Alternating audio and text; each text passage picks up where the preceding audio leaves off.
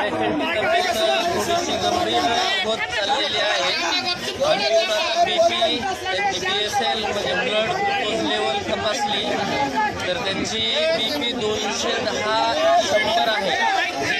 वरचा BP 210, खालचा 100 आहे, म्हणजे वाढलेला BP आहे त्यांचा. काही होण्याचे चान्सेस असू शकते. त्यांना सध्या हॉस्पिटलायझेशनची गरज आहे, पण आता इथून ऐकायला तयार नाही. त्यांना आता हॉस्पिटलाइज करण्याची अत्यंत गरज आहे.